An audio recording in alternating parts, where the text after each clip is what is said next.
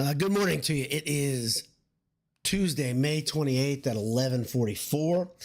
My voice is still not 100%, but I wanted to talk a little bit about the ruling that came last week. And it's not a ruling, pardon me, the settlement that came about last week for the NCAA, or with the NCAA, however that works out. That probably is one of the biggest cases regarding college sports in my lifetime, probably the single biggest one. It's going to have big effects on Purdue and fans and the game and how recruiting is done and everything. I wanted to look at it and look at some real dollars, some real figures, and how that affects Purdue specifically and other programs. So here we go. It's a pretty deep dive. So if you haven't paid attention to this, you may get a little information out of it. If you have been paying attention to it, maybe you can help me understand a little bit in the comments below. But I, like you, am just trying to figure out what this really, really means. So here we go. The NCAA has reached a $2.8 billion settlement. The settlement really comes from 14,000 former athletes seeking damages for not getting payment, I believe. So that group of 14,000 will receive well over $100,000 each after legal fees and all that, it sounds like. I think some of those numbers are can be fudged, can be changed depending on how many are added to that. I don't understand all that, but there's even more to it. $1.6 billion will come from the Power Five conferences. $1.1 billion will come directly from the NCAA. Currently, the NCAA's revenue is right at about $1 billion a year. So the ripple effects of having to pay out that much money will be pretty great. And the effects of the conferences having to pay out their portion will be pretty great. There will be longer term effects of this settlement in the budgets of athletic departments and places like that. And just for reference, 96% of NCAA's current budget goes toward, they call it student services and distributions. Let's see, about $150 million of their budget a year goes to production of championships. That's according to their site. So if you look at that, they're going to be allocating a large amount of funds that were earmarked for other things for this settlement. That's the long and short of that. Okay. And the other part that comes out of this settlement is that about $20 million, probably a little bit more than $20 million of a fund will be put aside per school for profit sharing, quote unquote, profit sharing for athletes. What would that mean at a place like Purdue? So I did some basic math, just trying to figure this out. At a school like Purdue, you have 633 varsity athletes. If they just distributed the money directly, straight out, if you're not good at math, it's right, just over $31,000 per athlete. But that probably won't happen. It'll probably mean the football and basketball teams, since they are bringing in more money, will get more money of that. That's what most schools are going to do. I don't know how it's going to be regulated. In fact, I don't think they know how it's going to be regulated. I don't think there's enough of that on the books yet, enough forethought.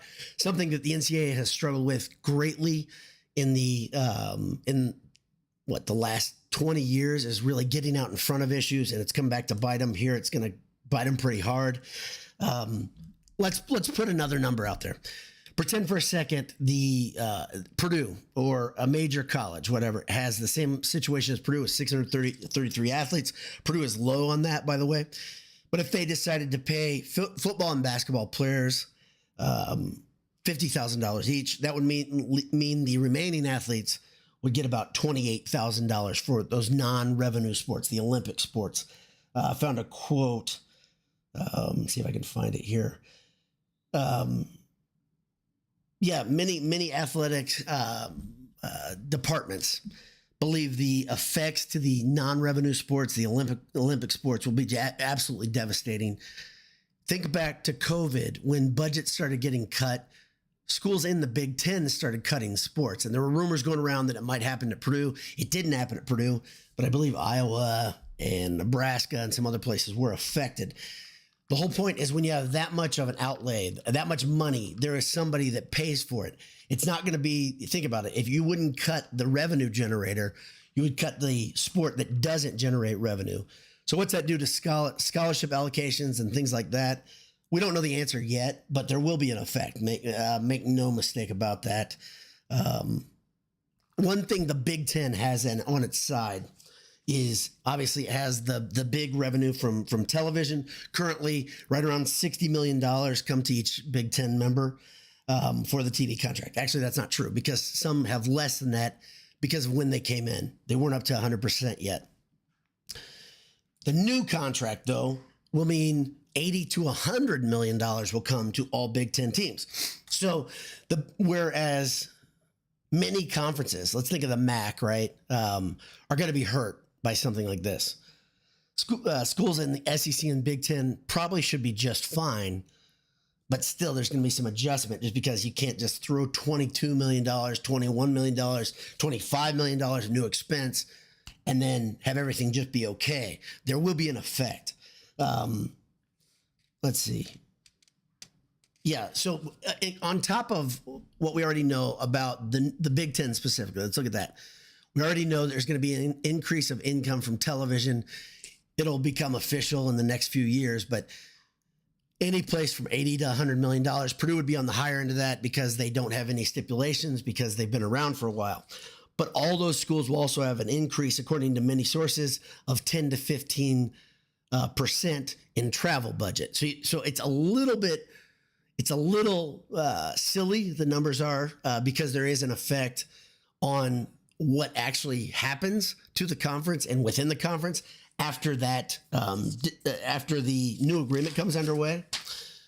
But it's that won't affect the bottom line. That travel part won't affect the bottom line as bad as this settlement.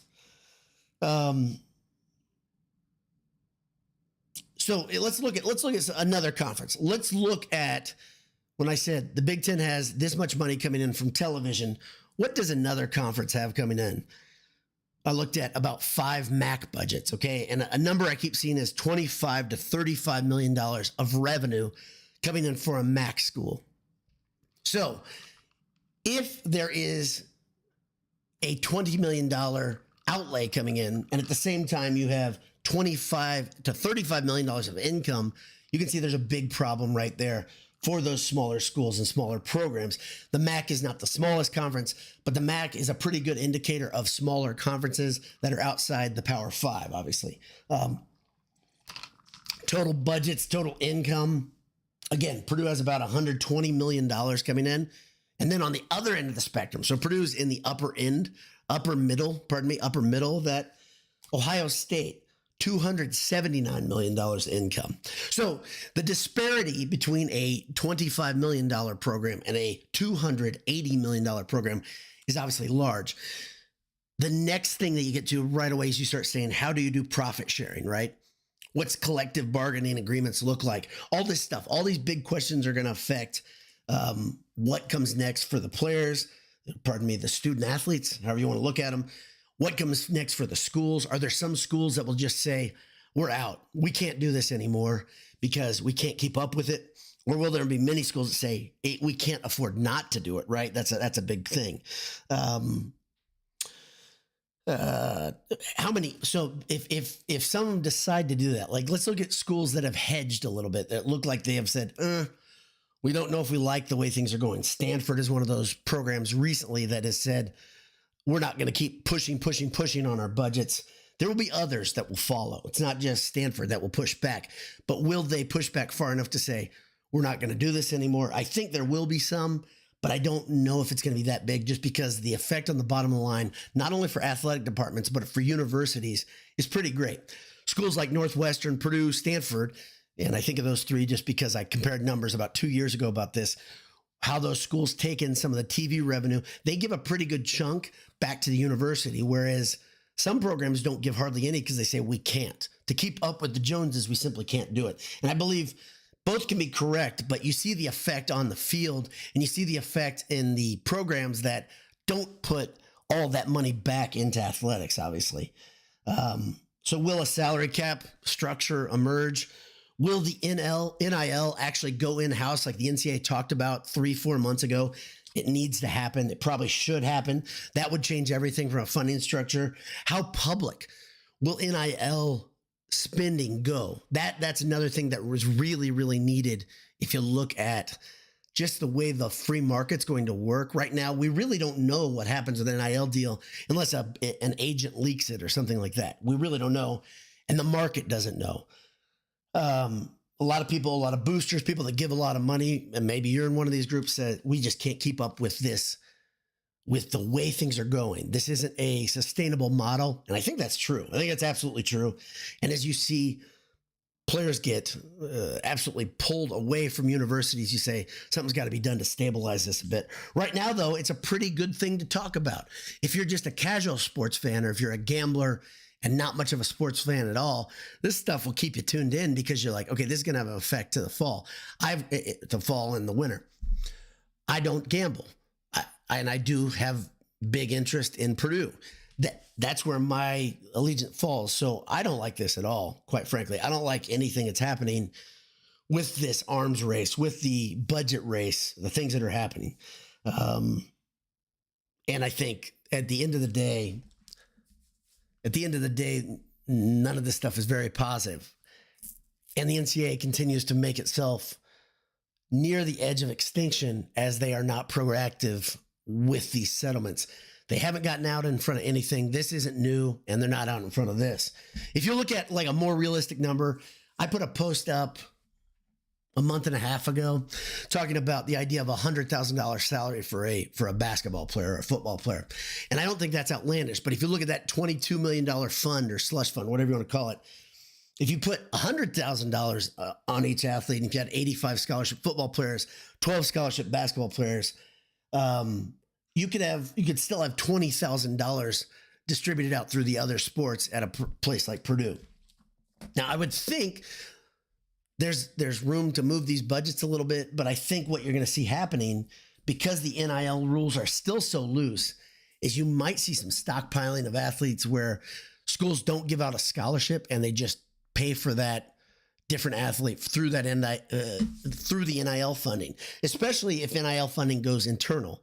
So a lot of question marks here, a lot of stuff to think about, a lot to marinate on, right, as we've got time. But this story is obviously not done. Some of you guys are tuning in live. I really appreciate it. Hope your week is going well. Like I said, allergy season is still just crushing me. And hopefully that gets a little bit better. Jeff is here, and he's first. Midwest Toker says second. Jeff says third as well. I don't think it works that way. You can't be first and third. Motor City Boiler says not first. Jeff says, I'm the Joseph Newgarden of comments. Yeah, if you're an IndyCar fan and you went to the 500, which I did, I wanted to address this. That was one of the best 60-lap stanzas I've ever seen in IndyCar racing. Newgarden was incredible. He absolutely earned it this year. Last year, I had a hard time with the red flag and then giving the, 3 laps to Checker. That was a great product. So yes, Jeff, you are the Joseph Newgarden of comments, and aggressive pass going into the third. Well done. Chris Harder says, how would I get some money? Yeah. You know what's funny, Chris?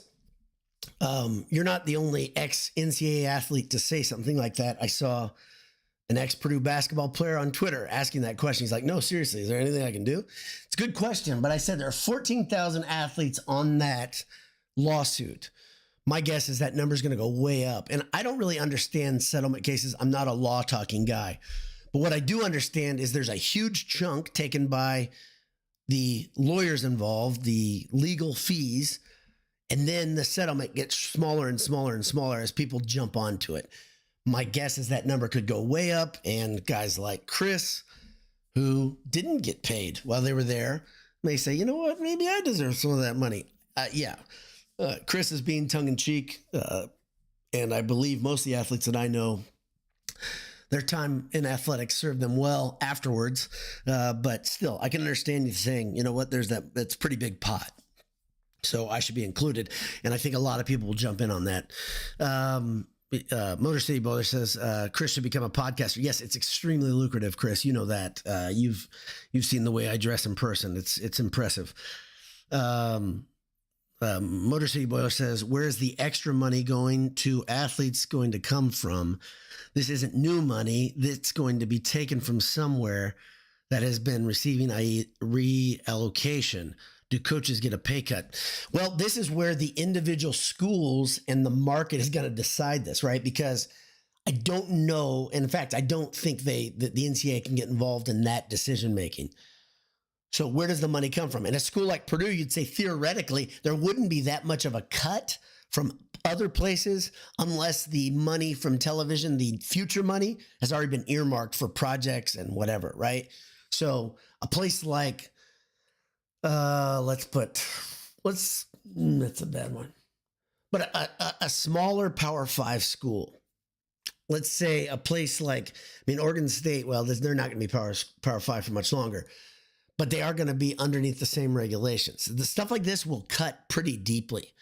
And that's when you start wondering is, how will this affect the business side of sports? Meaning, will the NCAA be ruled out completely because you're going to have the elite, they're going to rise and the lower are going to fall. Will a team like Purdue that's not in the elite group within an elite conference be edged out as the money starts getting bigger? And there's all these different business groups that are saying, yeah, let us help manage the new look mega conference, whatever it is. A lot of bids like that are going to come up. And the next thing is, will the Big Ten and the SEC come together on something and kind of rule the NCAA out? Then the logistics of what do you do with things like the NCAA tournament come into play. Very sticky, very difficult to understand. The one way the NCAA could save itself is just being proactive and come out with something that's very, very substantial and sweeping and easy to understand. And that takes into account coaches and players' input and athletic department input at a really, really smart and applicable level. But they should have started this years ago. And they have never, like I said, I'm just awestruck by the fact that the NCAA continues to get caught flat-footed. But they were caught flat-footed again. Ted Berkey asks, or says, unfortunately, we can afford this in the Big Ten. Exactly. For now. But not forever. I keep saying these TV contracts will eventually start going down. And I think we're going to start seeing the effects of that. You've already seen it in the Pac-12, right? With things like the CW being the TV source or one of the main ones they're looking for. The fracturing of sports entertainment groups like ESPN being affected, and then HBO getting in, and Netflix and Amazon and all this, the money theoretically would go up, but as these groups splinter and don't have as much buying power with the advertisements and non-traditional media being involved as well, I think you could see that precipice reached, right? The top. If you have a confluence of factors where the top of the money is met on one side, where they can't continue paying out the large media contracts, and at the same time the cost of business going up in college sports, that's the thing, that's the soup that would make something where you would force the hand of the SEC and the Big Ten to break away, I think, or whatever. Not even the SEC or Big Ten. Those are just names, right? Groups of super schools that can afford to do it and want to pursue more. We'll see. A lot of questions though. I had a list of 15 questions and I tried to bring them down a little bit just to move the thing along. But there's a lot of questions here and not a lot of answers. Tripod says you're going to see a lot less building projects. The great college athletic building boom is over. Yeah, that's a really good point. Look around the Big Ten and you know the effects of what these big TV contracts have been. The campuses around the athletic fields are just beautiful. Everything's new and shiny and large. But that is one thing I think that would be affected first. The next thing, of course, would be staff, like you said a moment ago, with the coaches' contracts and salaries. Below the head coaches, think about all the staffers that are being currently added as schools try to figure out exactly how to manage this. those secondary staff members, maybe those positions be consolidated or not. There won't be as many of them. I don't know. But if there's money being made, staffs will grow, right? When it starts becoming less profitable, staffs will shrink, obviously. Motor City Boiler says ticket prices will only rise to the level people are willing to pay. Just like before, supply and demand, cost going up doesn't mean you can suddenly justify charging more than the market allows. But they'll try, right? They'll try to raise prices. Need to be inverse says huge changes. Obviously, the negative impacts aren't as bad as we think, and hopefully the positive ones continue to be good for the players. It seems so hard to predict how dynamic it is lately. You can't predict it. You can try, and some people I know really try to get their thoughts and their brains around this, but there's just so many variables still. The thing that I look at is, and I don't know how you can't think this way. If you really like college sports, or if you've liked them over the last decade, 20 years, whatever it is, right? For me, my entire life, I'm 49 this summer, and I've always liked college sports. But if you've really liked the product, you can't love a massive sweeping change to a product that you don't know how it affects the end product, if that makes any sense. You just can't. You got to say, at minimum, you got to say, okay, I'm cautiously optimistic that it'll work out. But on the other side, if you're like me and you think of worst case scenarios first, I always think of worst case scenarios and am I okay with the worst case scenario? In this case, I am not okay with the worst case scenario that I've conjured up in my mind. I'm not going to get into that. I'm sure you guys have what you think a worst case scenario looks like as well, but it's not good. And the next thing for me, this is a form of entertainment. Obviously, it's a form of higher entertainment for me. It's my hobby here as well. But I just wonder what the whole thing looks like in 5 years. Or do we care as much? Is our alma mater woven into the fabric of what defines college sports as much? And if it's not, I think it greatly changes the idea of what we think about that team. I said before, one of the hard things about the portal is that you don't get to know players as well, and you don't get to look at the future and say, next year, 2 years from now, things are going to be great, because you're saying it with just an idea of hope that these guys are all going to stick around, or most are going to stick around. I don't know if you remember me saying it in late February, mid-February. I said Minnesota looked like a team that I would be really interested in watching in basketball next year. And a lot of people kind of scoffed at my optimism because I thought they looked great. Even though it didn't show up on the court as a record, they looked great. I'm sure a lot of Minnesota fans were thinking that way. Sure enough, they got absolutely blitzed in the portal. However that happens, whether it's tampering or whatever, they have a lot of guys that are looking at going to the NBA, that sort of thing. But it greatly affected that team. And I think the lower you are on the pecking order of where your NIL funds lie, the harder these off seasons are going to become. And so that's where the regulation of this stuff becomes a major question of how does this affect your team, your favorite team, your Saturday, your favorite recreation, whatever you want to say. Motor City Boiler says coaching salaries and facilities are definitely getting less funding. That's where all the extra money was going. Now it's going to go to athletes directly. That's a good thing. I understand that. I believe that. That's all good. But the real problem is you have to look at how the market kind of decides it and how regulations decide what universities do with their money. There's just going to be a drastic change in budgets and how things have been run. And I said one thing that Purdue had on their side.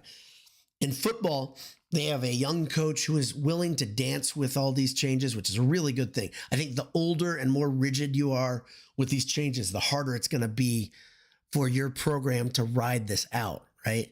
So Purdue has the advantage of a guy who he's already shown it. In the portal, Purdue's done really, really well. They've found a way to get guys there. Walters is a young, energetic guy. That's a good thing. Painter on the other side has created a culture that it's just like he's getting guys in there that actually want to stay and ride it out through that. Don't be naive to believe that Purdue players are getting paid nothing in basketball specifically. But they're not getting paid the same level as the teams that are going out and hiring mercenaries, at least on their high end, right? They said UConn paid $7.5+ million and Purdue was like, what, 2.5, 3 million in NIL money. That's a pretty big chasm. It's pretty great that Purdue was able to compete the way they are. Purdue is still smart with the way they've handled their NIL. They've done some things that you're making sure the players are involved in community, making sure there's a little bit more of an attachment to home as they do that. That's really, really good. But yeah, there's just a lot of change in order. A lot of stuff is coming. Tripod says, who's to say a school or conference doesn't eventually try to go to someone like the Saudis? Yeah, well, if you're reading up on the Saudis, I'm big on reading up about the line, that massive architecture project there. Saudis got their problems of their own right now, and they tried to put sports out in front as a front of the culture, right? And a lot of people can argue about the negative things that happen in Saudi Arabia with the human rights violations, all that, but they have spent a ton of money, obviously. I mean, money that doesn't really make any sense. Offering somebody $200 million or $140 million for a soccer contract for 1 year, I think that was one of the numbers I saw. That doesn't make any damn sense. That number just doesn't make sense to the average sports fan or the average person. I always say drop a zero. In this case, drop 2 zeros for it to make sense to us, right? Drop a zero, right? And you're like, okay, these numbers start to make a little bit more sense. But in some of these numbers, they just don't make any sense. But yeah, going to outside sources, international sources for funding, boy, you're getting into something. It's obviously massive business, and you have to have it funded somehow. A lot of things to look down the road and think about. One thing that's positive that we know right now, if you have been paying attention, is Daniel Jacobson on an incoming freshman on Purdue's team, the 7'3" guy. He was named to the USA under 18 team, U18 team today, I believe. It's another example of Matt Painter really assessing talent well. Jacobson was significantly underrated if you look at that as part of the thing. In the tryout, everybody was talking about how good Jacobson is. And it's just another guy in a line of great big men at Purdue University. He's going to be a good fit. Sounds like he's a hard worker, but it sounds like on the court, he is just embarrassing people with his ability to be consistent. If you give him a year or two with Coach Brantley teaching him stuff, him bulking up a little bit, getting stronger, mercy, sky's the limit. Like I said, 2026 looks really good. Every day we get closer to it, 2026 looks better to me. If you look at a year to say, here we go again, Purdue's going to be right there. So if Jacobson is as good as everybody's saying, their eyes are telling them when they watch these scrimmages and trials, Purdue's done it again. Painter's done it again. Brantley's done it again. Nita Beanverse says, Daniel looks great in the film I've seen. Yeah, very, very, like you said, very mobile, good shooter. Really good touch for a big guy. Extremely long reach. Again, it's funny when you look at him just standing there. You're like, man, he needs to get on the Boiler Dowd diet a little bit.